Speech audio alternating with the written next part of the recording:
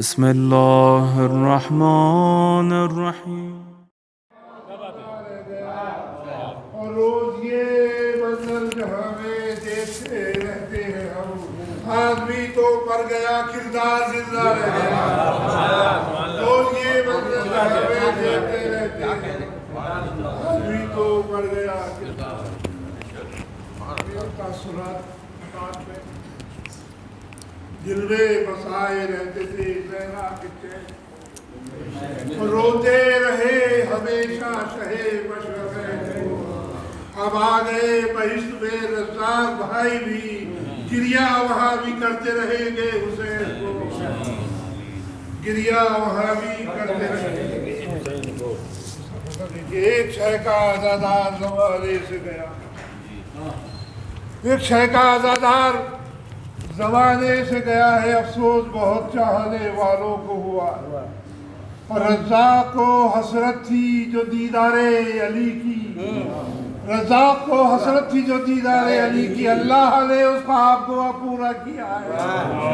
رزاق کو حسرت تھی جو دیدار علی کی، اللہ نے اس خواب کو پورا کیا ہے۔ یہ جہاں دار فنا ہے سب فنا ہو جائے گا، اس جہاں میں زندگی یکسر سکون پاتی رہی۔ اور بھائی رزاق کا دنیا سے ہوا ہے انتقال، سچ ہے در کے محبوں کو تو موت آتی رہی، سچ ہے در کے محبوں کو تو موت آتی رہی۔ ایک قطع وہ شعر، وہ قوم ظلم سے آنکھیں ملانا جانتی ہے، وہ قوم ظلم سے آنکھیں ملانا جانتی ہے، جو غم شاہ کے آنسو بہانا جانتی ہے، جو غم شاہ کے آنسو بہانا جانتی ہے۔ اور ہنر یہ بخشا ہے بے شیر کے تبسم میں، ہنر یہ بخشا ہے بے شیر کے تبسم میں، غموں میں قوم میری مسکرانا جانتی ہے۔ شاید سارے صاحب ہو جائے، بدن سے نکلی تو پھر کربلا ہی جائے گی، بدن سے نکلی تو پھر کربلا ہی جائے گی، ہماری روح بھی اپنا ٹھکانہ جانتی ہے، بدن سے نکلی تو پھر کربلا ہی جائے گی، ہماری روح بھی اپنا ٹھکانہ جانتی ہے۔ شان ہو رہے ہیں میرے تاثرات۔ اس گھر سے آج خوشیوں کا ساماں چلا گیا، اس گھر سے آج خوشیوں کا ساماں چلا گیا، غم دے کے آج درد کا دروا چلا گیا، غم دے کے آج درد کا دروا چلا گیا۔ اور صحرے چمن میں ایک شجر سایہ دار تھے، صحرے چمن میں ایک شجر سایہ دار تھے، دورے خزاں میں آمد فصل بہار تھے، منصور کے غموں کا سہارا نہیں رہا، منصور کے غموں کا سہارا نہیں رہا، جس سے تھی روشنی وہ مینارہ۔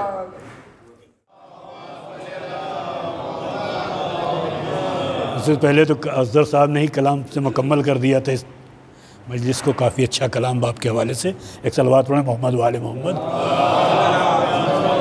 ایک مطلع اور دو تین شعر موت کے حوالے سے دیکھیے کہ ذات انسان اور ہے، ذات علی کچھ اور ہے، ذات انسان اور ہے، ذات علی کچھ اور ہے، تیرگی کچھ اور حقی روشنی کچھ اور ہے، تیرگی کچھ اور حقی روشنی کچھ اور ہے۔ اور عشق حیدر میں زباں دے کر یہ میثم نے کہا، عشق حیدر میں زباں دے کر یہ میثم نے کہا، ہم علی والوں کا طرز زندگی کچھ اور ہے، ہم علی والوں کا طرز زندگی کچھ اور ہے۔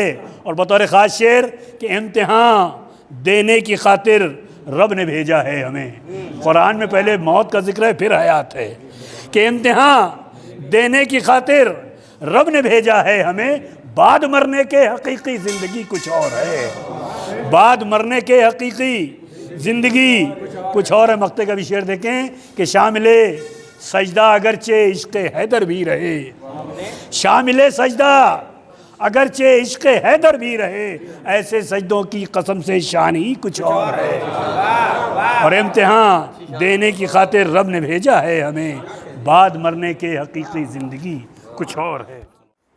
رحم اللہ من قرأ الفاتحہ۔ اعوذ باللہ من الشیطان اللعین الرجیم، بسم اللہ الرحمن الرحیم، الحمد للہ رب العالمین، الصلاۃ والسلام والتحیۃ والاکرام علی النبی المکی المدنی القرشی الہاشمی ابتحی المحمود الاحمد والمصطفی الامجد مولانا مولی الثقلین جد الحسن والحسین ابی القاسم محمد وعلى أهل بيته الطيبين الطاهرين المعصومين المظلومين ولعنة الدائمة على أعدائهم أجمعين من الآن إلى قيام يوم الدين. أما بعد فقد قال الله تبارك وتعالى في قرآنه المجيد وهو أصدق الصادقين وقوله الحق. بسم اللہ الرحمن الرحیم. الذین ينقضون عہد اللہ من بعد میثاقہ ویقطعون ما امر اللہ به ان یوصل ویفسدون فی الارض اولئک هم الخاسرون.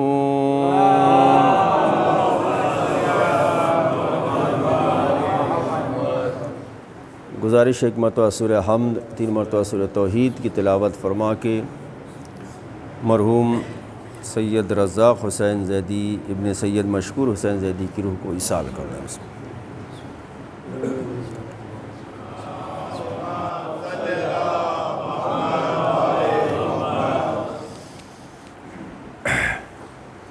خالق کائنات سورہ بقرہ میں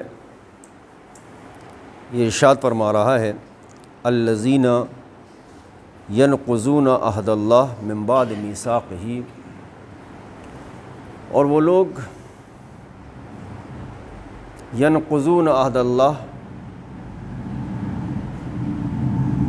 کہ جو اللہ سے وعدہ کرنے کے بعد توڑ دیتے ہیں، میثاقہ، وَيَقْطَعُونَ مَا أَمَرَ اللہ، اور جس کا اللہ نے جوڑنے کا حکم دیا ہے اس کو کاٹ دیتے ہیں، توڑ دیتے ہیں. وَيَقْطَعُونَ مَا أَمَرَ اللَّهُ بِهِ أَن يُوصَلَ، یعنی جس چیز کو اللہ جوڑنے کا حکم دے رہا ہے یہ اس کو توڑ دیتے ہیں یا کاٹ دیتے ہیں. وَيُفْسِدُونَ فِي الْأَرْضِ، اور زمین پر فساد پھیلاتے ہیں. اولئک هم الخاسرون، یہی وہ لوگ ہیں جو گھاٹے میں ہیں. قبل اس کے کہ بحث میں وارد ہوا جائے، وَالْعَصْرِ إِنَّ الْإِنسَانَ لَفِي، ہم کیا ترجمہ کرتے ہیں؟ زمانے کی قسم انسان خسارے میں. اصل میں خاسر اسے کہتے ہیں جس کو اللہ نے جہنم میں ڈالنے کا وعدہ کیا ہے. میں بہت اطمینان سے گفتگو کروں گا، حالانکہ وقت زیادہ نہیں ہے. کیا کہا؟ خاسر اسے کہتے ہیں مجلس سے پہلے ایک بات میں کہہ دوں، جو میں مجلس پڑھ رہا ہوں آپ دوسرے کے اوپر منطبق مت کیجئے گا کہ مولانا نے تمہارے اوپر مجلس پڑھی، ہم سب اپنے اوپر منطبق کریں کہ مولانا نے ہمارے اوپر پڑھی۔ ہوتا یہ ہے کہ ہم اپنے کو نہیں دیکھتے، یہ جو گفتگو ہے یہ عجیب و غریب گفتگو ہے۔ آج ہماری گفتگو رشتہ داری کے عنوان سے ہے۔ اب ظاہر سی بات سب ایک دوسرے کے رشتہ دار ہیں، وہ یہ سوچتے ہیں کہ انہوں نے ان کے اوپر پڑھ دی مجلس، نہیں، یہ سب کے لیے ہے، اس لیے کہ سماج اور معاشرے کی میں معلوم ہے ریکارڈ ہو رہی ہے، اس ریکارڈنگ میں مجلس وہ جانا چاہیے جو یوٹیوب پر جائے، لوگ کہیں کہ ہاں بہت اچھی مجلس، باہر سے وعدے آئیں، اس سے مجھے بحث نہیں ہے، لیکن جو مجھے پڑھنا ہے وہ مجھے پڑھنا ہے، یوٹیوب پہ جائے، فیس بک پر جائے، اس سے میں مطلب نہیں ہے، ٹھیک ہے۔ سورہ بقرہ الذین ینقضون عہد اللہ من بعد میثاقہ ویقطعون ما امر اللہ بہ ان یوصل ویفسدون فی الارض اولئک هم الخاسرون، یہ ایک آیت۔ سورہ رعد آیت نمبر 27 بالکل یہی مفہوم ہے، والذین ینقضون عہد اللہ من بعد میثاقہ ویقطعون ما امر اللہ بہ ان یوصل ویفسدون فی الارض اولئک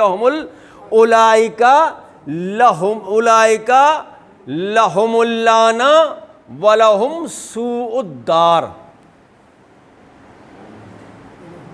ان کے اوپر کس کی لعنت ہے؟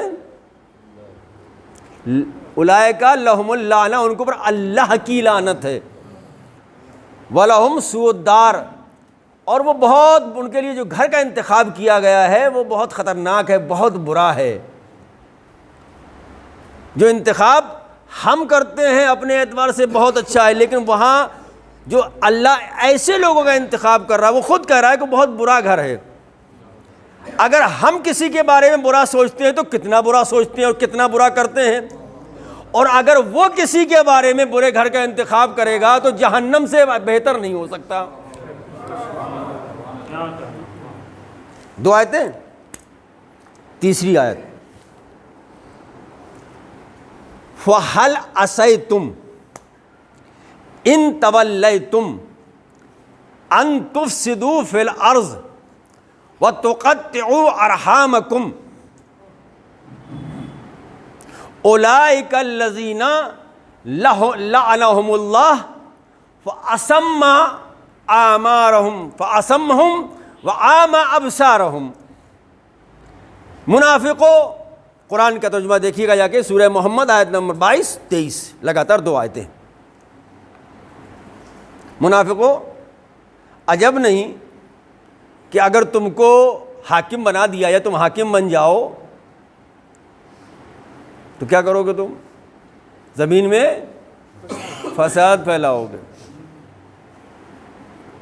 اور رشتوں کو منقطع کر دو گے، توڑ دو گے۔ اب اللہ کہہ رہا ہے ان کے اوپر لعنت کس کی ہے؟ اللہ کی، اور اس کے بعد فرمایا فَأَصَمَّهُمْ وَأَعْمَىٰ أَبْصَارَهُمْ، اللہ نے ان کو گونگا بھی بنا، ان کو بہرا بھی بنا دیا ہے اور ان کو اندھا بھی بنا دیا ہے۔ اب یہ جملے کو اپنی زندگی میں پریکٹیکل طور پر لے کے آئیے۔ جب انسان رشتوں سے دور ہوتا چلا جاتا ہے تو دیکھتے ہوئے بھی اندھا نظر آتا ہے، سنتے ہوئے بھی بہرا نظر آتا ہے۔ بہت توجہ رکھیے گا۔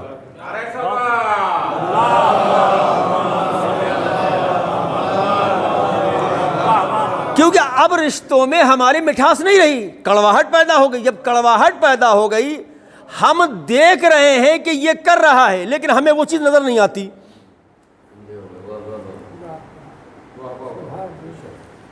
سن رہے ہیں کہ یہ ہمارے بارے میں یہ بات کہہ رہا ہے، لیکن چونکہ ہمارا ذہن تو کہیں اور ہے، ذہن کیوں نہ کہیں اور ہو؟ اس لیے کہ جب رشتوں کو منقطع کر دیا تو اللہ نے تمہیں بہرا بھی بنا دیا ہے، تمہیں اندھا بھی بنا دیا ہے۔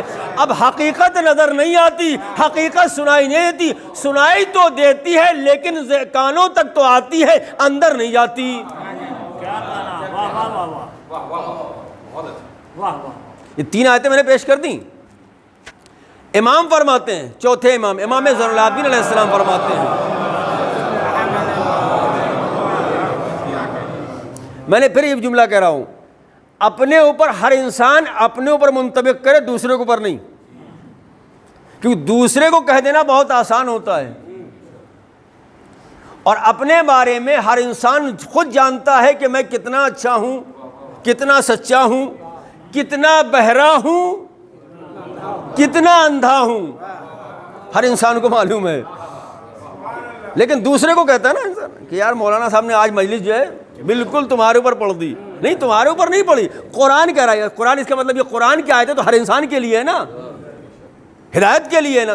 تو اب اگر سب کچھ تو قرآن میں ہے، حقیقت قرآن میں ہے، پڑھنا نہیں چاہتے، لکھا ہوا قرآن میں ہے، دیکھنا نہیں چاہتے، تو اب اگر کہیں کوئی سنا رہا ہے، آپ کو آپ تک پہنچا رہا ہے تو اس کو غور سے سنیے، یہ نہ کہیے گا کہ تمہارے اوپر پڑھی گئی، ٹھیک ہے۔ امام فرماتے ہیں، تینوں آیتوں کا ترجمہ میں نے آپ کی خدمت میں عرض کر دیا۔ امام فرماتے ہیں قطع رحمی سے بچو، 2 لفظ ہیں، صلہ رحمی اور قطع رحمی۔ صلہ رحمی کیا ہے؟ عزیزوں، اقارب، رشتہ داروں، بھائیوں، بہنوں، ان سے تعلقات کو بہتر بنانے کو صلہ رحمی کہتے ہیں، ان سے تعلقات کو توڑ لینے کو قطع رحمی کہتے ہیں۔ امام فرماتے ہیں قطع رحمی سے بچو، اس لیے کہ اللہ نے قرآن میں 3 جگہ قطع رحمی کرنے والے پر لعنت کی ہے۔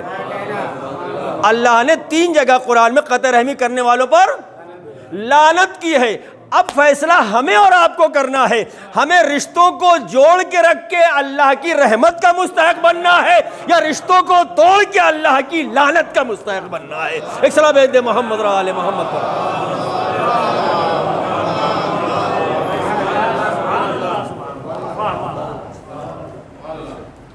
ہم لعنت کرتے ہیں، کیسی لعنت ہوتی ہے؟ کب تک کریں گے؟ کب تک کریں گے؟ جب تک زندہ ہے تب تک تو کریں گے بس۔ بیچ میں اگر تعلقات اچھے ہو گئے، بھائی معاف کرنا، اور ہونا بھی چاہیے۔ اگر کسی سے کوئی وہ ہو گئی ہے، من مٹاؤ ہے، اگر بات بن جائے تو اچھی بات ہے، اس سے بہتر کیا ہوگا؟ لیکن یہ لعنت کس کی طرف سے ہے؟ اللہ کی طرف سے۔ اور اللہ کی طرف سے لعنت جب پڑتی ہے تو انسان اپنے وقت کا ابلیس بنتا ہے، کیونکہ لعنت کی نا۔ تو یہ لعنت کس کی لعنت سے بچنا ہے؟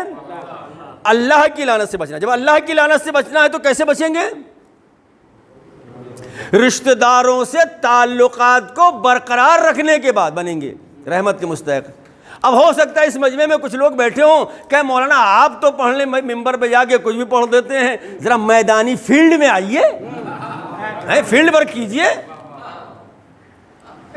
دیکھیں یہ ورک ایسا ہے کہ جو ہر انسان اس ورک میں، اس فیلڈ میں انٹر ہے، داخل ہوا ہے۔ کوئی بھی انسان ہو، رشتہ دار کس کے نہیں ہے؟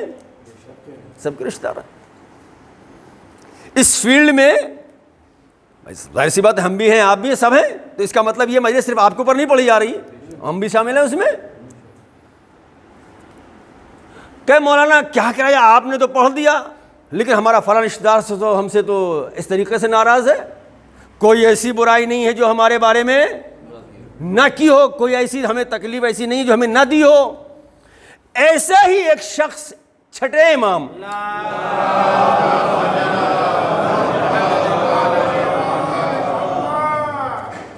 کی خدمت میں آتا ہے، کہتا اور اس نے اپنے رشتہ داروں کے بارے میں شکایت کی، مولا ایسا ایسا ایسا ایسا ہے۔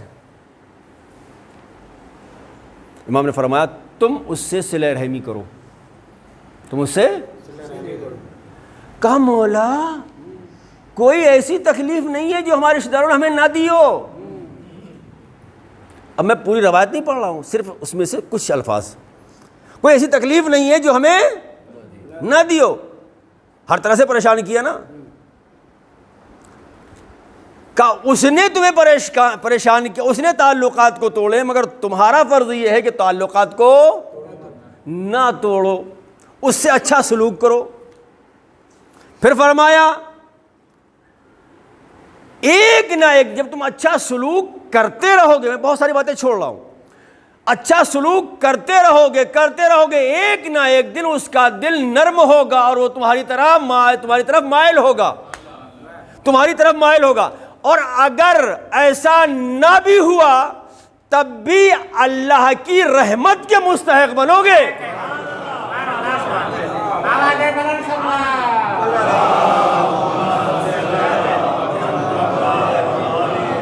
اللہ کی رحمت کے مستحق بنو گے. اور اگر تم نے بھی تعلقات کو منقطع کر لیا تو تم بھی ویسے ہی بن جاؤ گے. کیا مطلب ہوا؟ مطلب یہ ہوا جب اللہ کہہ رہا ہے کہ تعلقات رشتہ داروں سے تعلقات کو جوڑو تو پھر جوڑنا ہے. اب یہ کہ وہ کیوں نہیں کرتا, نہیں, ہمیں اپنی ذمہ داری نبھانا ہے. اس لیے کہ ہمیں ہماری قبر میں سونا ہے, اس کو ہماری قبر میں نہیں سونا ہے. جب اس کو ہماری قبر میں نہیں سونا ہے, ایسا تو نہیں ہوگا نا کہ ملک الموت آئے اور ہم کہیں کہ نہیں وہ ہمارا دشمن ہے, اس کی روح قبض کر لو. پہلے ہوا ہے کہیں؟ نہیں ہوا نا. وہ جس کی روح قبض کرنے کے لیے آتے وہی, اور جس کو جب جانا ہے. تو بہتر یہ ہے ہماری زندگی اور آخرت دونوں مرحلوں کے لیے کہ ہم اپنے رشتہ داروں سے تعلقات کو بہتر سے بہتر کر لیں. آج تو بہت آسانی ہے, بہت آسانی ہے. جس کو لوگ موبائل کو گناہ کا ذریعہ بنا رہے ہیں, اسی موبائل کو آپ رحمت کا ذریعہ کیوں نہیں بناتے؟ یہ بات وہی ہے نا. ٹھیک ہے, جب میں یہاں تک آپ کو لے آیا, 3 آیتیں میں نے قرآن کی آپ کی خدمت میں سنا دی. ایک صلاۃ بھیج دے محمد علیہ.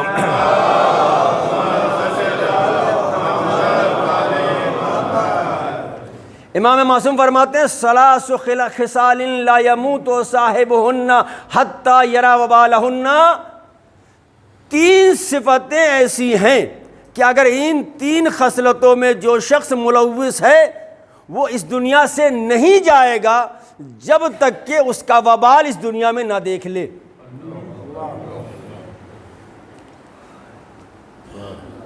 کتنی؟ وہ کیا کیا ہے؟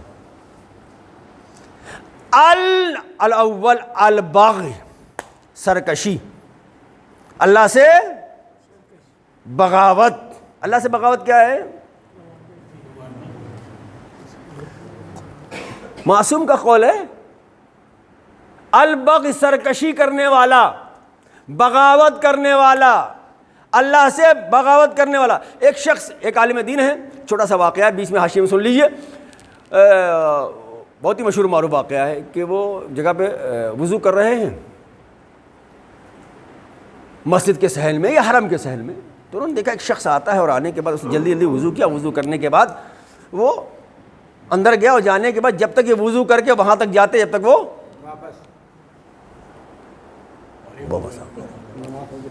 ایسی بھی نماز ہوتی ہے نا, ہوتی ہے نا, دیکھا ہے نا, کھٹ کھٹ ہے. لیکن اس کو بھی آپ برا مت کہیے, نہ, حق نہیں ہے, نہ نہ. اللہ نے اس کو اتنی ہی توفیق دی ہے. اسی لیے اللہ نے پیغمبر پر وحی کی کہ جو لوگ گنہگار ہیں ان کو خوشخبری دو, جو عبادت گزار ہیں ان کو ڈراؤ. معاملہ الٹا ہو گیا. یہاں جو عبادت کر رہا ہے ہم اس کو خوشخبری دیتے ہیں. اللہ کہہ رہا ہے کہ جو گناہگار ہیں ان کو خوشخبری دو, جو عبادت گزار ہیں ان کو ڈراؤ. معبود ماجرا کیا ہے؟ کہا جو گنہگار ہیں ان کو خوشخبری دو کہ اللہ کی رحمت سے مایوس نہ ہو. مجھے معلوم ہے یہ بات میں نے کس مجلس میں پڑھی تھی, یہ بھی مجھے بتا دوں. یہ غالباً پرویز بھائی کے والد صاحب کی مجلس تھی، اس میں میں نے یہ جملہ کوٹ کیا تھا، جو عبادت گزار ان کو ڈراؤ. کیا مطلب ہوا؟ اس لیے کہ اپنی عبادتوں پر غرور نہ کریں، گھمنڈ نہ کریں. اس لیے کہ جہاں انسان نے نمازیں پڑھنا شروع کر دی وہاں انسان سوچتا ہے کہ بس ہم ہی نمازی ہیں، دوسرا تو کوئی نمازی نہیں ہے. نہیں، ایسا نہیں ہے. مرضی کر البغی. عالم دین نے دیکھا کہ میں نے وضو بھی نہیں کیا، اور وضو کر کے جیسے ہی مسجد میں داخل ہوئے یا صحن میں داخل ہوئے، امام بارگاہ میں داخل ہوئے یا حرم میں داخل ہوئے، دیکھا وہ شخص واپس آیا. کیا ہوا اتنی جلدی؟ بھیا تم کاہے کے لیے گئے تھے اتنی جلدی؟ تو 2 رکعت نماز نہیں پڑھی آتی.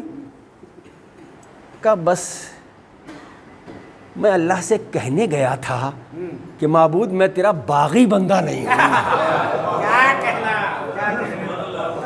میں تیرا باغی بندہ نہیں ہوں. تو کب کس کو کس بات کی اور کس نیکی کی توفیق ہو جائے. ہمارا عالم تو یہ ہے کہ اگر کوئی مسجد میں نماز پڑھ رہا ہے، دیر تک پڑھ رہا ہے، یا مثلاً ہمارے بغل میں بیٹھا ہے، ادھر جماعت کھڑی ہو گئی، وہ ذرا کچھ بھی پڑھ رہا ہے، تو اب ایک دوسرے کو کون ہی مار رہے ہیں. ہوتا نا. آپ کو یہ حق کس نے دیا؟ بھیا اپنی عبادتوں کی قبولیت کی فکر کرو، دعا کر لو. دوسروں کے اپنی نمازیں بھی خراب کر رہے ہو، دوسروں کی بھی خراب کر رہے ہو، ڈسٹرب کر رہے ہو. ٹھیک ہے. الباغی، بغاوت کرنے والا، سرکشی کرنے والا. صرف نماز نہیں ہے اس میں، بہت ساری چیزیں. نماز تو اللہ نے جو ہمیں زندگی دی ہے اس کا شکریہ ہے.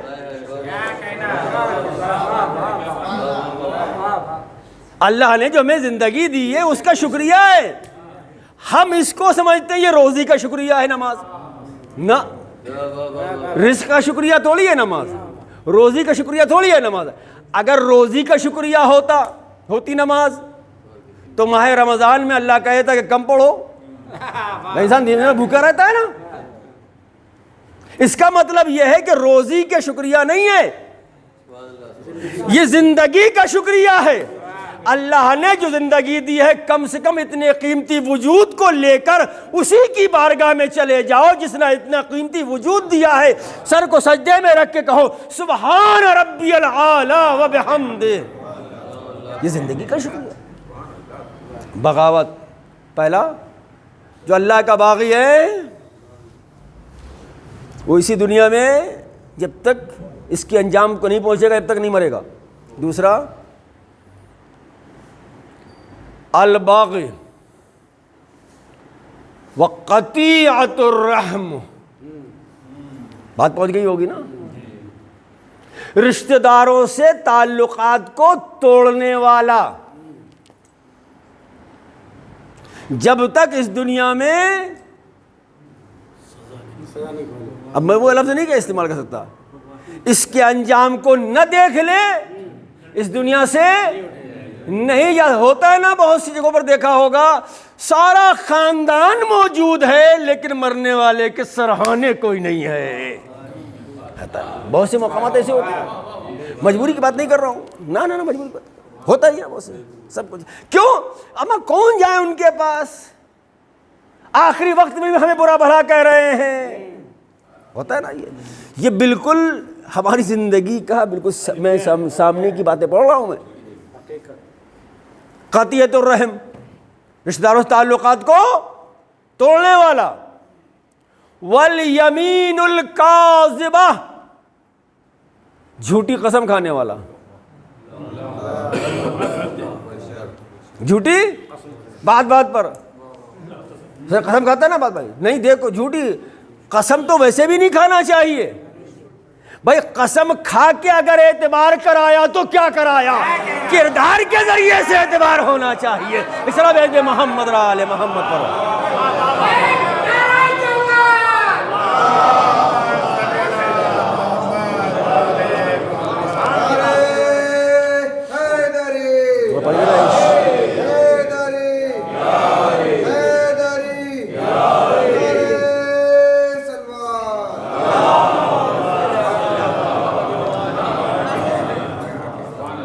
بھائی قسم کھا کے اعتبار تو کافر بھی کر لیتا ہے آپ پر، لیکن کردار کے ذریعے سے اعتبار کرو، اعتبار کراؤ اور اعتماد پیدا کرو کہ انسان یہ کہے کہ نہیں ان کا کردار ایسا ہے، یہ جھوٹ نہیں بول سکتے، ان کو قسم کھانے کی ضرورت نہیں ہے۔ اسلام محمد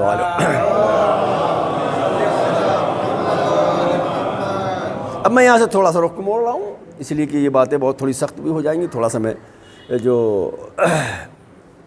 گفتگو چونکہ عید غدیر بھی آ رہی ہے، ایک والد کی مرحوم کے بیٹوں نے، بیٹیوں نے، گھر والوں نے، عزیزوں نے باپ کے سارے صاحب کی مجلس کی ہے، حالانکہ کہا انہوں نے والدین کے اوپر گفتگو کیجیے گا، لیکن میں سمجھتا ہوں جب سارے رشتہ داروں کے اتنے حقوق ہیں تو اب ذرا سوچو جو اس دنیا میں لانے کا موجد بنا ہے اس کے حقوق کیا ہوں گے۔ آخری بات اس حوالے سے اور اندازہ کر لیجئے گا، رسول اکرم سے مروی ہے، مولا رسول اکرم شب قدر کی فضیلت کو بیان کر رہے ہیں۔ کس کی؟ اِنَّا أَنزَلْنَاهُ وَمَا أَدْرَاكَ مَا لَيْلَةُ الْقَدْرِ لَيْلَةُ الْقَدْرِ خَيْرٌ مِّنْ أَلْفِ شَهْرٍ تَنَزَّلُ الْمَلَائِكَةُ وَالرُّوحُ فِيهَا، پوری ہے نا، شب قدر کی فضیلت بیان کر رہے ہیں، بیان کرتے کرتے کرتے سب کے گناہ معاف ہو جائیں گے، مگر کچھ لوگ ہیں جن کے گناہ معاف، رات بھر جاگتے رہو، تینوں راتیں جاگ لو، سب کے گناہ معاف ہو جائیں گے، مگر کچھ لوگ ایسے جن کے گناہ معاف نہیں ہوں گے۔ پہلا وہ ہے جو شرابی ہے۔ کتنی خطرناک چیز ہے، کئی افراد ہیں، ان میں سے ایک فرد وہ ہے جس کو ماں باپ نے عاق کر دیا ہو، ہیں کئی افراد، ساری گفتگو نہیں کر رہا ہو، جس کو ماں باپ نے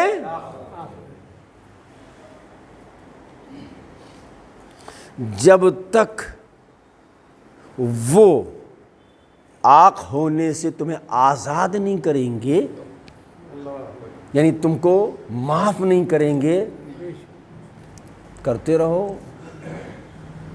اب میں ایک جملہ کہوں گا شاید آپ تک پہنچ جائے، وہ انسان جو ماں باپ کا اچھا نہ ہو سکا وہ حسین کا کیا اچھا ہوگا، وہ اہل بیت کے لیے کہاں سے اچھا ہو سکتا ہے، جو بھائیوں کے لیے اچھا نہ بنا ہو وہ عباس کی نگاہ میں اچھا کیسا بنے گا، جو بہنوں کی نگاہ میں نیک نہ ہو وہ زینب کی نگاہ میں اچھا کہاں ہوگا۔ بہت آسان ہے، ہم نے صاحب ایسی مجلس کی، ہم نے ایسی سبیل لگا دی، ہم نے ایسا کھانے کا انتظام کر دیا، بھیا یہ تو دیکھ لو کئی رشتہ داروں میں کوئی بھوکا تو نہیں ہے، پڑوس میں کوئی بھوکا تو نہیں ہے۔ ایک سلام دے محمد والے۔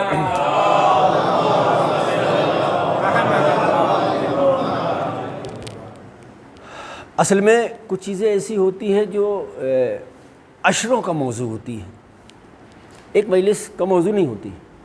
مثال کے طور پر مولا کائنات کی وصیتیں، مجھے سچ بتائیے گا یہاں کتنے لوگ ہیں جنہوں نے مولا کائنات کی وصیت سنی ہے، ایک دو الفاظ کے علاوہ؟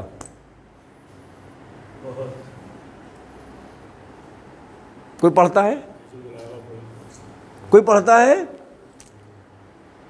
وہ وصیت جو مولا نے آخری وقت اپنے بیٹے حسن سے کی اور یہ کہا تمہارے لیے بھی ہے اور آنے والی نسلوں تک کے لیے ہے، جن تک کتنے لوگوں نے سنی ہے وصیت؟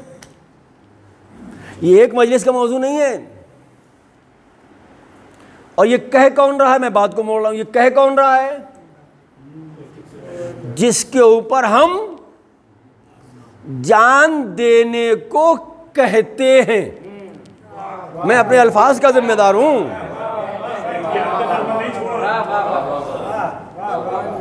جن کے اوپر ہم اپنے جان کو دینے کو بعرض معذرت ہمارے لیے علی اہم ہے، مگر ہمیں یہ نہیں معلوم کہ علی کیوں اہم ہے۔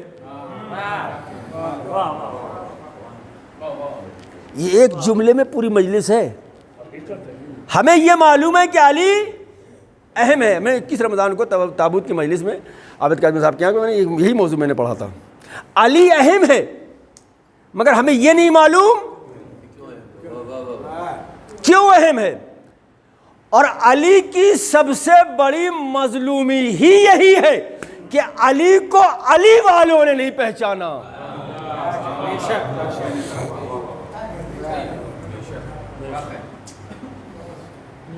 وہی امام فرماتے ہیں قطع رحمی سے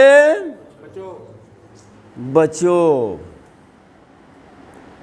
یہ باہمی محبت کا زہر ہے،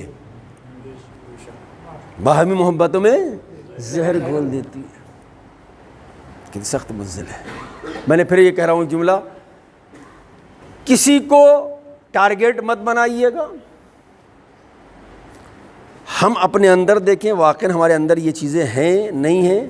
میں نے جملہ کہا تھا ہم اپنا فرض ادا کریں، وہ نہیں ملنا چاہتا نہیں ملے اس کی اپنی مرضی ہے، لیکن تم تو اب دیکھیے ایک جملہ اور کہہ دوں، جب روایت یہ گئی کہ تم اپنا حق اپنا فرض پورا کرو، اس کو اس کے حال پہ چھوڑنے کا مطلب یہ تعلقات قطع نہیں کرنا ہے، بھائی وہ نہیں ملنا چاہتا لیکن آپ ملیے، آپ اپنا فریضہ پورا کیجئے، فرائض کو انجام دیجئے۔ اگر ہم نے اپنا فریضہ انجام نہیں دیا اس کا مطلب یہ ہے کہ ہمیں اللہ پر بھروسہ نہیں رہا۔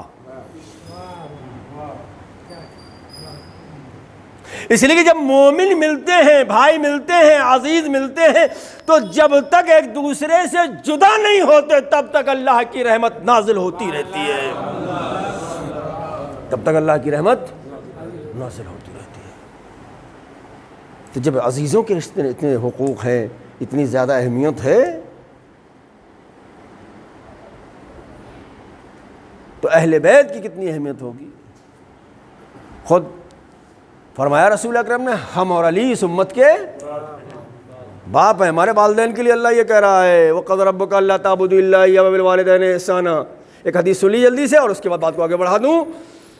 معصوم فرماتے ہیں اللہ نے تین چیزوں کو تین چیزوں کے ساتھ رکھا ہے، ایک سے دوسرے کو متصل کر رکھا ہے۔ پہلی چیز کیا ہے؟ نماز۔ لیکن نماز کو خالی نہیں رکھا، نماز کو زکوٰۃ کے ساتھ رکھا ہے۔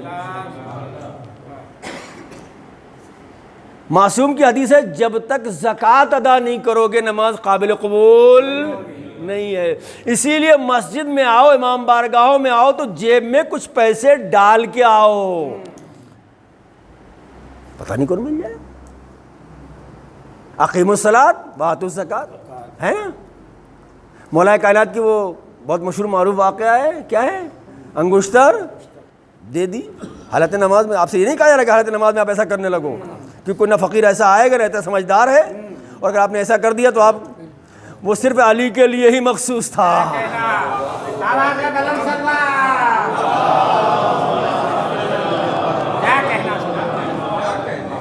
نہ ہم علی جیسی نماز پڑھ سکتے ہیں، نہ فرشتوں جیسا سائل آ سکتا ہے۔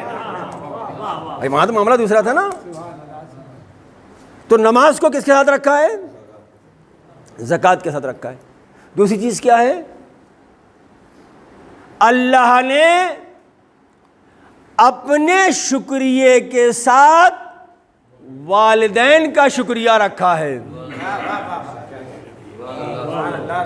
اپنے شکریہ کے ساتھ والدین کا شکریہ کیوں رکھا ہے؟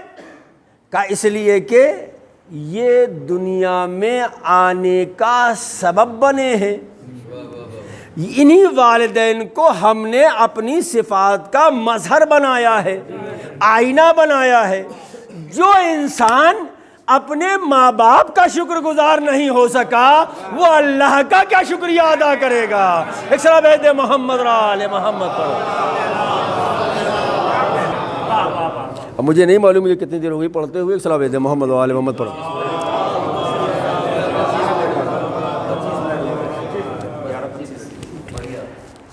غور کیجیے، فکر کیجیے.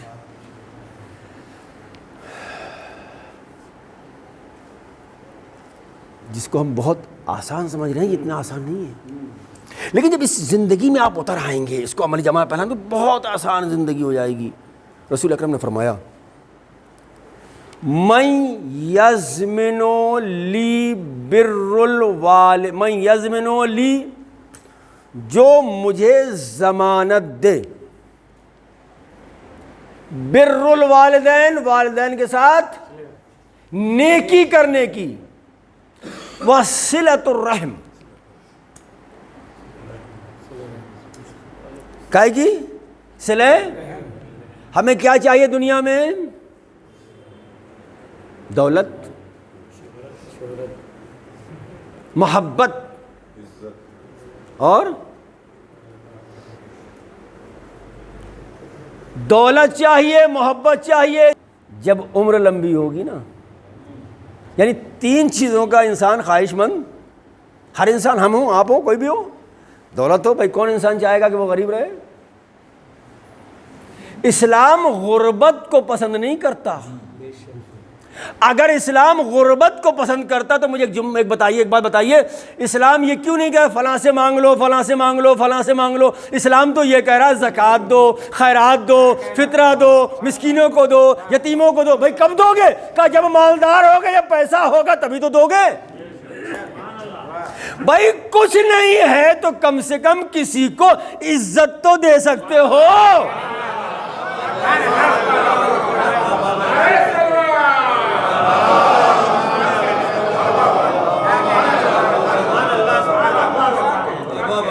کچھ نہیں دے سکتے، کسی کو محبت سے بات تو کر سکتے ہو کسی سے.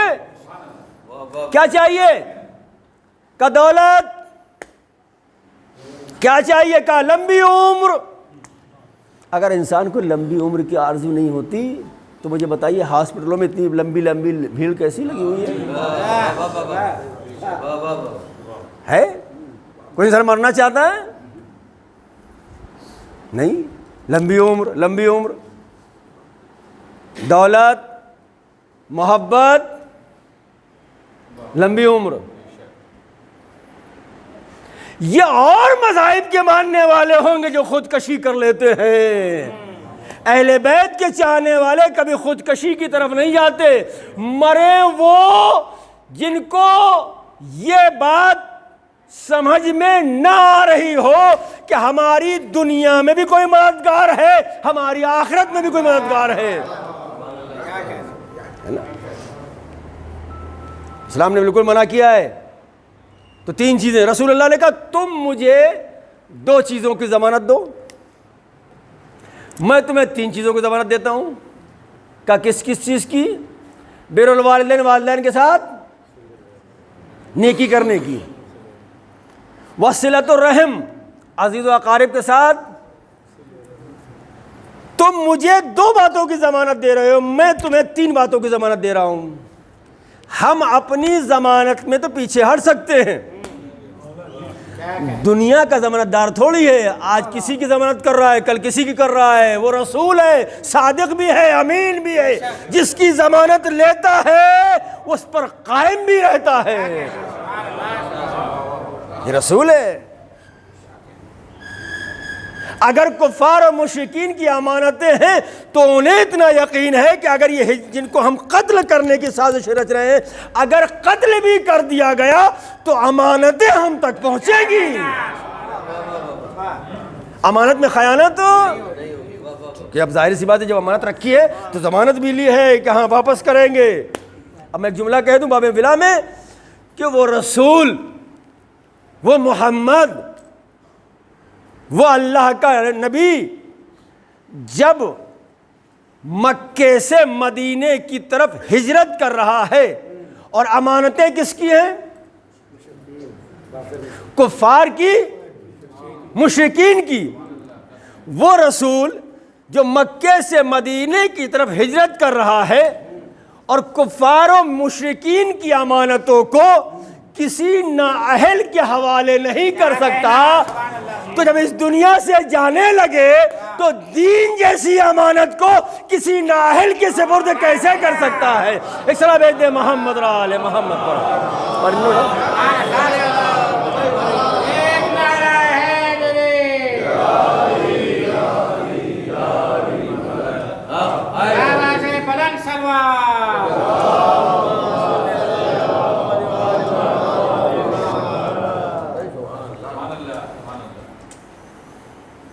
کا 3 چیزوں کی بات میں لیتا ہوں، کیا ہے؟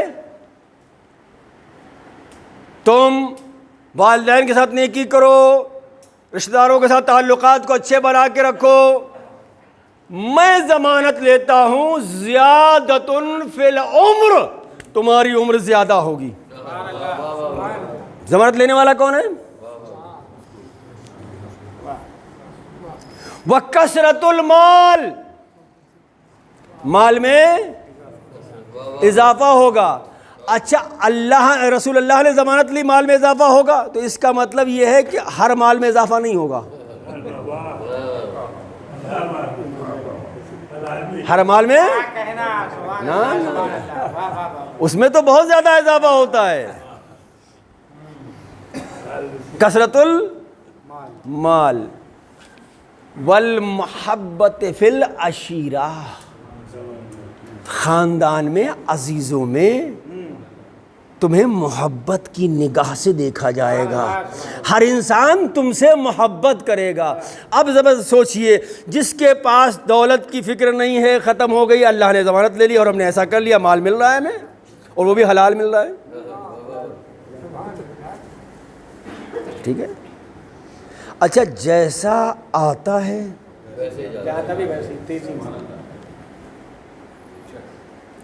ٹھیک ہے، عمر بھی طولانی ہو گئی، خاندان میں عزت دار بھی ہو گئے، تو اب کیا چاہیے؟ سکون چاہیے زندگی میں، سکون چاہیے۔ سکون ملے گا نہیں ملے گا؟ سکون ملے گا تو پھر کیا ہوگا؟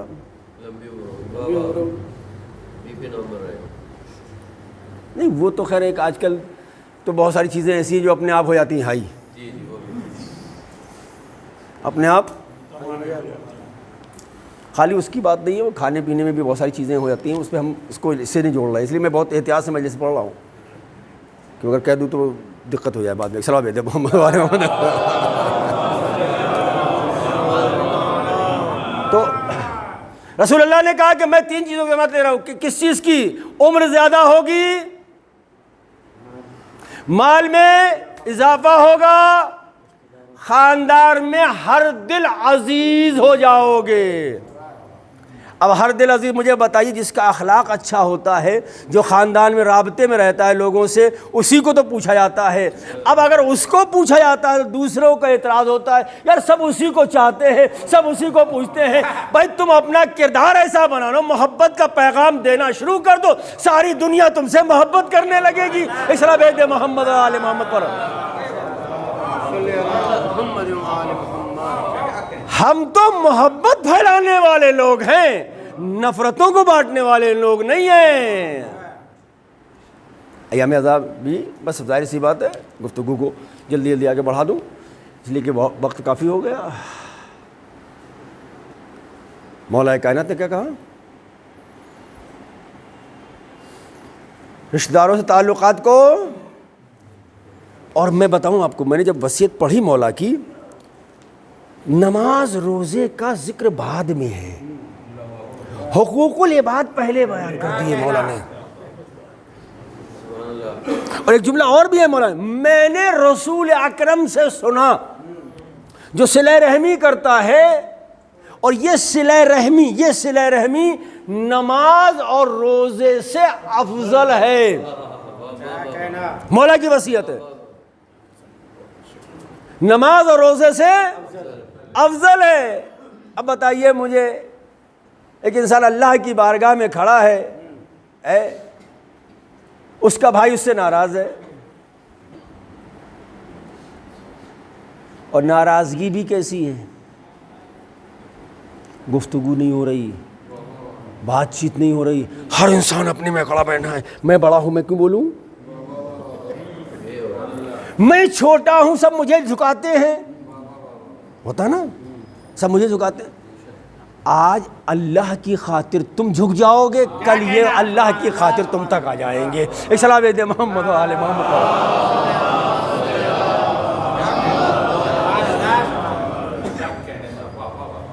اور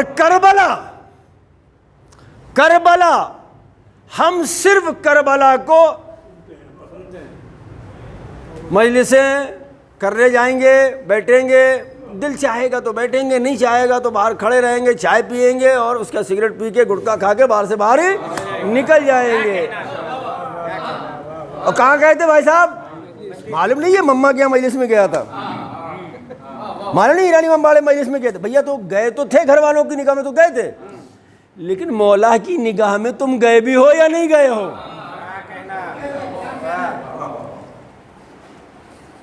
یہ ماحول ہے. ابھی ایام عزا ظاہر سی بات ہے قریب ہے. جب بیٹھیں گے نہیں، مجلسوں میں آئیں گے نہیں، اما یار وہ تو وہاں تو وہی آ رہے ہیں. قربان جائیے مولا پر. انہوں نے یہ کہہ دیا کہ یہ نہ دیکھو کہ کون کہہ رہا ہے، یہ دیکھو کہ کیا کہہ رہا ہے. مجبوری ہماری یہی ہے، ہم یہ دیکھتے ہیں کہ کون کہہ رہا ہے، ہم یہ نہیں دیکھتے کہ کیا کہہ رہا ہے. اہم مسئلہ یہی ہے کہ کیا کہہ رہا ہے.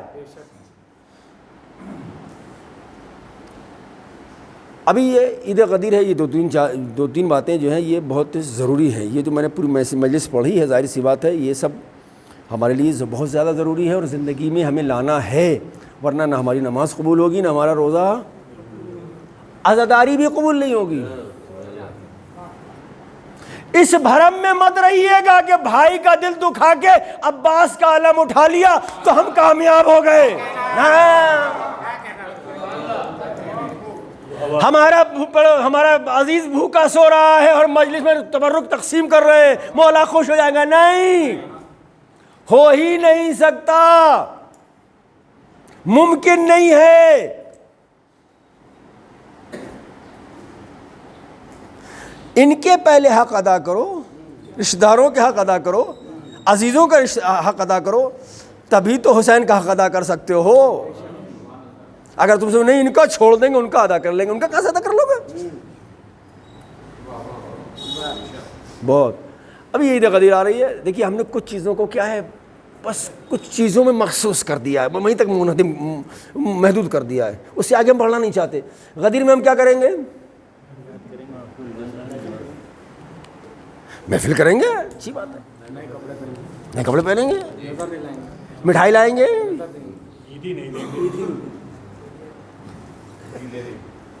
ہم دیتے ہیں عیدی، ہر سال دیتے ہیں،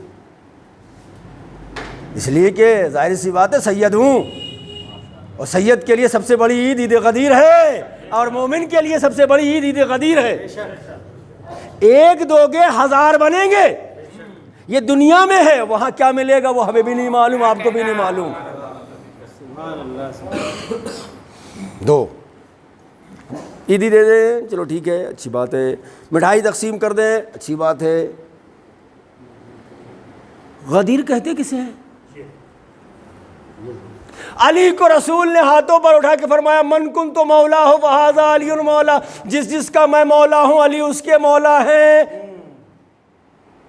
صرف زبان سے کہہ بھی رہے ہو یا مان بھی رہے ہو؟ کہا مولانا کیسی بات کرتے، ہم علی کو مولا نہیں مانتے کیا؟ میں نے کیا کہا؟ علی کی سب سے بڑی مظلومی یہ ہے کہ ہم جانتے ہیں کہ علی اہم ہے، یہ نہیں معلوم کہ کیوں اہم ہے. علی کو رہنما، ہمارا رہنما ہے علی. امام ہے کوئی ایسا ہے اس میں جو انکار کر دے کہ ہمیں ہمارے امام نہیں ہے؟ تو امامت کا تقاضا کیا ہے؟ ولایت کا تقاضا کیا؟ من کنت مولا فہذا علی مولا کا تقاضا کیا ہے؟ تقاضا کیا ہے؟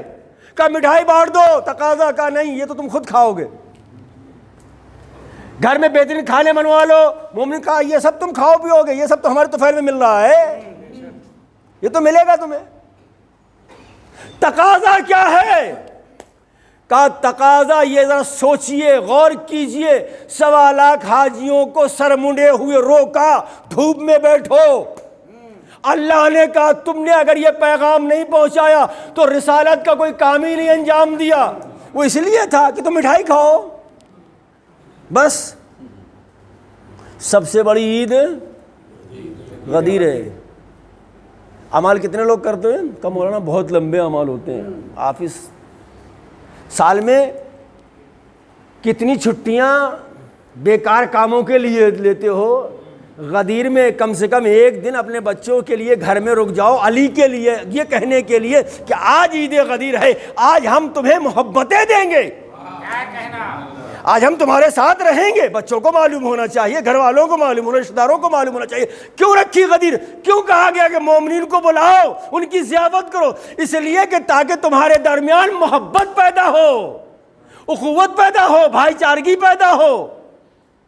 سب سے بڑا پیغام غدیر کا جو ہے وہ یہی ہے کہ ہمارے درمیان محبتیں۔ اتنے الگ الگ قسم کے لوگ تھے، الگ الگ مزاج کے لوگ تھے۔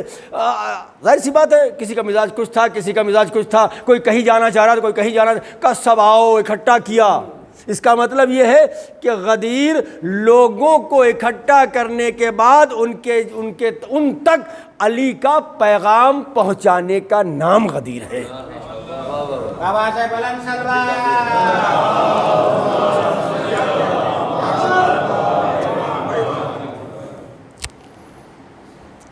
ہم نے ڈاکٹر علی شریعتی ایک جملہ لکھتے ہیں، جملہ سن لیجئے۔ محمد و آل محمد۔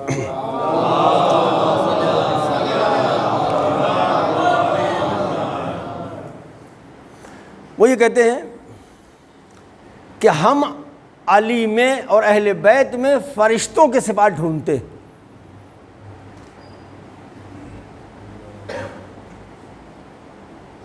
کس کے صفات ڈھونڈتے ہیں؟ جبکہ اہل بیت میں فرشتوں کے صفات نہیں ڈھونڈنا ہے۔ کیوں؟ اس لیے کہ فرشتے تو آدم کے سامنے سربسجود ہوئے تھے، اور فرشتے ہماری لیے نمونہ عمل نہیں ہیں۔ نمونہ عمل کون ہے؟ اہل بیت۔ اہل بیت کس کے لیے نمونہ عمل کا؟ انسانیت کے لیے۔ تو اس کا مطلب یہ ہے علی میں اور اہل بیت میں وہ صفات ڈھونڈو کہ جو انسان کی معراج ہے، انسان کو جو معراج تک لے جائے، بلندی تک لے جائے، کمالات تک لے جائے۔ اب تلاش کرنا تمہارا کام ہے۔ اہل بیت میں انسانی ہر کمال موجود ہے، ہر معراج موجود ہے، تلاش کرنا ہمارا کام ہے، اور تلاش کر کے اس پر عمل کرنا ہمارا کام ہے۔ ایک اور صلی محمد و آل محمد۔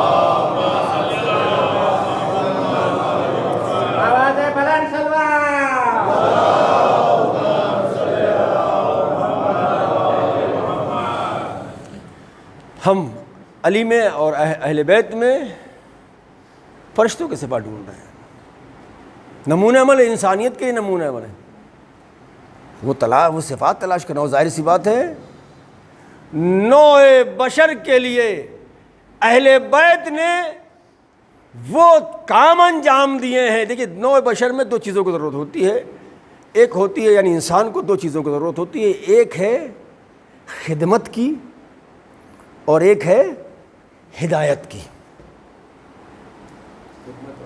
خدمت اور اس کے علاوہ کوئی چیز کی ضرورت نہیں ہے، خدمت اور ہدایت۔ خدمت کیا ہے؟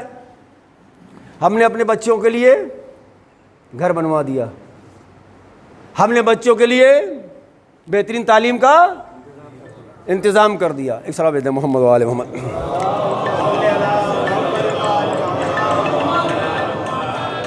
بچوں کے لیے بہترین کپڑے بنوا دیے، یہ خدمت ہے۔ کسی غریب کا گھر بنوا دیا، یہ کیا ہے؟ خدمت ہے۔ لیکن یہ ہدایت، خدمت، میں الفاظ کو بہت احتیاط سے استعمال کر رہا ہوں، خدمت خیانت بن سکتی ہے، ہدایت خیانت نہیں بن سکتی۔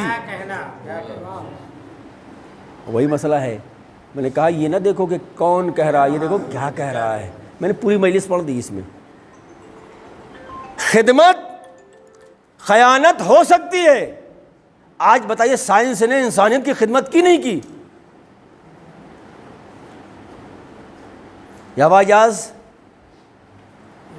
دریاؤں کے سینے کو چیرنا، فضاؤں کے سینوں کو چیرنا، یہ سب ساری چیزیں ہو رہی ہیں. یہ اسلحے بننا کس کے لیے تھا؟ خدمت تھی نا انسان کی، بھائی اپنے ملک کو حفاظت کے لیے، اپنے ملک کی سیف ہو جائے ہمارا ملک، خدمت کے لیے. لیکن یہی اسلحے انسانیت کی خیانت کے لیے استعمال ہو رہے ہیں. آج تباہ کاریاں ہو رہی نہیں اسلحوں کے ذریعے سے. لیکن ہدایت کا مفہوم یہ نہیں ہے. ہدایت کا مطلب یہ ہے کہ تم بھی سکون سے رہو، دوسروں کو بھی سکون سے رہنے دو. مطلب کیا ہے؟ یعنی خود بھی جیو، دوسروں کو جینے بھی دو. علی نے خدمت بھی کی ہے، ہدایت بھی کی ہے، مگر فرق یہ ہے دنیا نے خدمت پہلے رکھی ہے، ہدایت بعد میں رکھی ہے. اہل بیت نے ہدایت پہلے رکھی ہے، خدمت بعد میں رکھی ہے. اشرا بیت محمد را آل محمد. بس گفتگو کو ختم کر دیا. عزیزو، باپ کی ایصال ثواب کی مجلس ہے. ظاہر سی بات ہے یہاں تک جب میں لے کے آیا ہوں مولا کائنات تک، تو ظاہر سی بات ہے اسی سلسلے سے مصائب بھی مجھے عرض کرنا ہے. بچے کتنے بھی بڑے ہو جائیں لیکن والدین کا سایہ جب اٹھتا ہے تو بچے یتیمی محسوس کرتے ہیں، کتنے بھی بڑے ہو جائیں. باپ کے ایصال ثواب کی مجلس ہے تو اس لیے میں اس طرف میں جانا چاہتا ہوں. باپ جب اس دنیا سے جاتا ہے تو کیسا احساس ہوتا ہے؟ آئیے حسنین سے پوچھتے ہیں، زینب و کلثوم سے پوچھتے ہیں.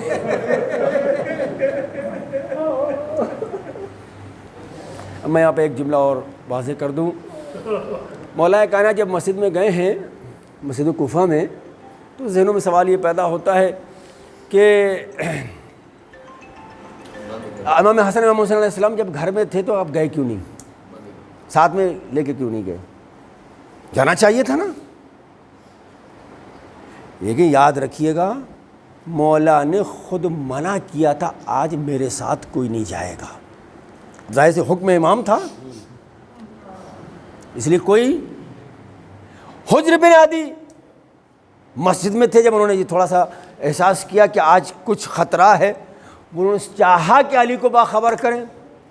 جس راستے سے علی روز آتے تھے آج علی اس راستے سے نہیں آئے. جب علی کے سر پہ ضربت لگی ہے تو صرف حسنین یتیم نہیں ہوئے بلکہ کائنات یتیم ہو گئی تھی.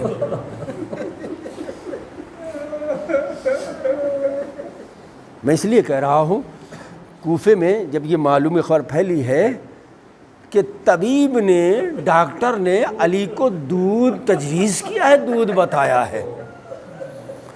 تاریخ کہتی ہے کہ کوفے کے چھوٹے چھوٹے ننھے یتیم بچے اپنے حصے کا دودھ لے کے آئے تھے. ماں سے کہہ رہے تھے اماں مجھے میرا دودھ دے دیجئے، میں اپنے باپ کے لیے لے کے جا رہا ہوں، میں اپنے محسن کے لیے لے کے جا رہا ہوں. دروازے پر بچوں کا ہجوم تھا. کہا تم کون ہو؟ کہ میرا باپ مارا گیا. دیکھیے عجیب و غریب منزل ہے، عجیب و غریب مرحلہ ہے. سر پہ ضربت لگی، حسنین کو اطلاع ہوئی، حسنین مسجد میں پہنچے. اب مجھے نہیں معلوم کہ کیفیت کیا تھی، مگر تاریخ کہتی ہے کہ زخم اتنا کاری تھا کہ علی نے بیٹھ کے نماز پڑھی. کائنات کا شجاع ترین امام جب نماز پڑھ رہا ہے تو کبھی دائنی طرف جھکتا ہے، کبھی بائیں طرف جھکتا ہے. کوفے کی مٹی، مسجد کوفہ کی مٹی اٹھا کے اپنے سر پہ ڈالتے ہیں. پوری تفصیل ہے آپ کے سامنے، بس میں جلدی سے وہاں تک لے جانا چاہتا ہوں. عزیزو، حسنین آئے گھر سے، مسجد سے علی کو لے کے چلے.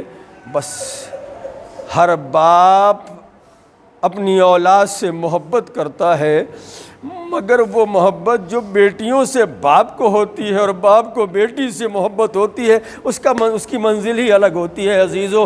ابھی تک علی کو چادر میں یا کسی چیز میں لے کے یا چارپائی پر جو بھی آپ کہیں اس پر لے کے جب علی کو گئے ہیں، علی لیٹے ہوئے ہیں، لیکن جیسے ہی گھر قریب آیا ایک مرتبہ علی کہتے ہیں حسن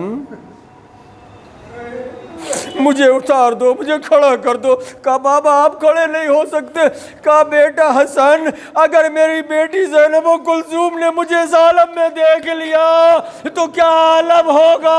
میں کہوں گا یا علی آج آپ یہ برداشت نہیں کر سکتے کہ زینب آپ کو اس عالم میں دیکھے، کل کربلا کا میدان ہوگا، تلے زینبیہ پہ زینب کھڑی ہوگی، حسین کے گلے پر کند خنجر چل رہا ہوگا، زینب کھڑے ہو کے دیکھ رہی ہوگی، آواز دے رہی ہوگی اے پسر سعد ارے تو دیکھ رہا ہے میرا باجایا قتل کیا جا رہا۔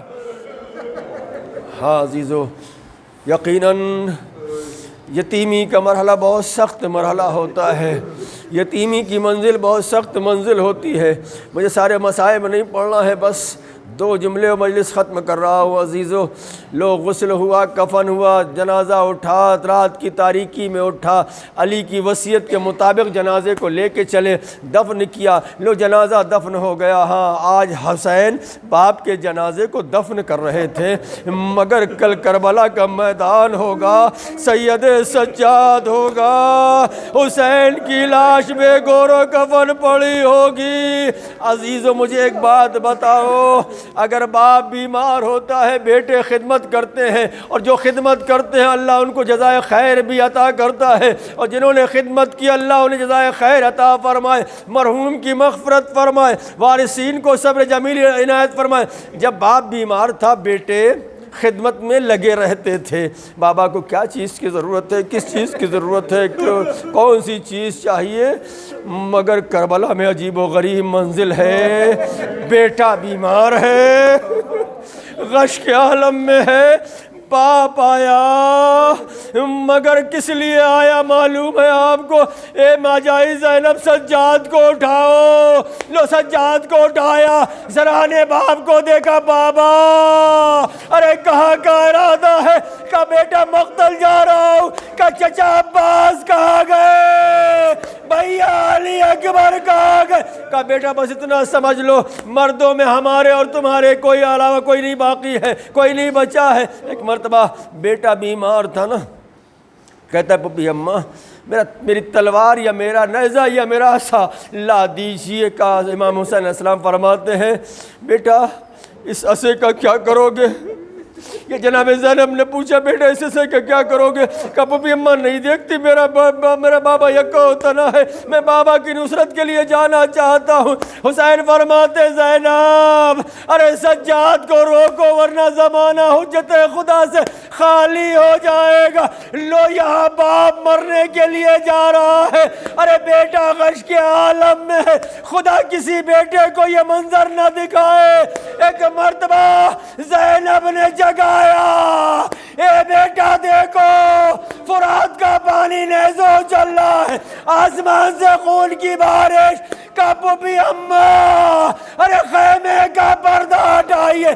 اب جو پردہ ہٹا تو آواز دی السلام علیکہ یا ابا عبداللہ۔ اے پپی اماں ہم یتیم ہو گئے، آؤ بن